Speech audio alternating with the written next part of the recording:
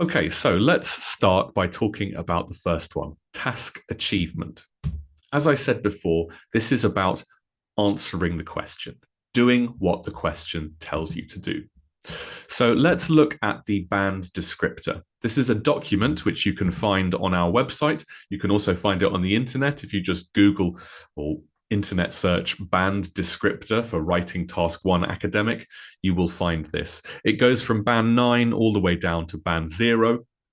In today's class, I think most of you are looking for between 6 and 8. So I'm going to focus on band 7. But again, check it out yourself if you want to see the others. A student at band 7, for example, covers the requirements of the task. Okay, well, that's pretty simple. Do what the question tells you to do. Read the instructions. The instructions will pretty much always say, write a report summarizing the key information in the diagram, selecting and making comparisons where relevant.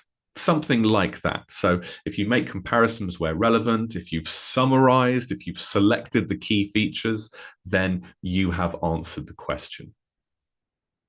Secondly, a student at band 7 presents a clear overview of the main trends, differences, or stages. Some diagrams might show trends if we see changes over time. Some diagrams might show different categories or different processes. Some diagrams might show the stages of one process. So it depends on the diagram. But what we want in your answer is a few sentences, ideally a paragraph, which summarizes the key features of the diagram. And we call this an overview paragraph. So the overview is your summary of the main ideas. It shouldn't be very long. It shouldn't be detailed. It should give a rough idea of the most important, the most interesting, or the most noticeable parts of the diagram. Finally, a student at band 7 clearly presents and highlights those key features, but perhaps it could be more fully extended at band 7. Certainly at band 9, we're going to get a fully developed response. So what does this mean?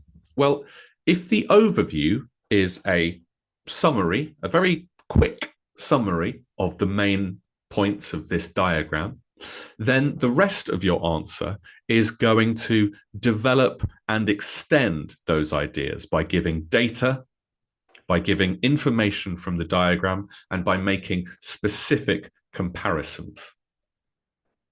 So let's summarize what we've said so far. We want to cover all the points in the question. Okay, so if you don't summarize, if you write everything you see, then that's not answering the question. If you don't highlight the key features, you haven't answered the question. If you could make comparisons, but you don't make comparisons, then you've not answered the question. So we need to cover all the points.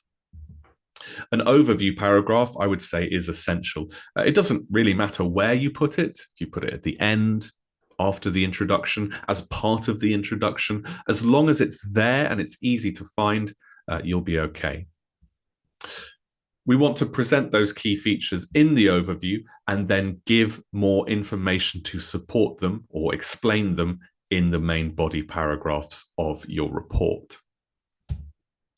This is what we call extending your answers. So quoting data, giving specifics, using some of the points in the diagram to illustrate these key features mentioned in your overview.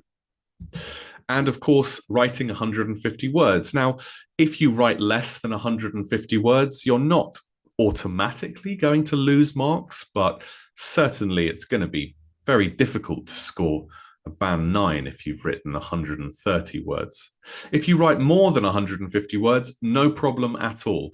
However, if you find that your report is 250 words long, it's probably not a summary. So really, I don't think a good task 1 report should ever be really, I don't like giving a number, but really more than 220 words is you should be questioning whether it's a summary.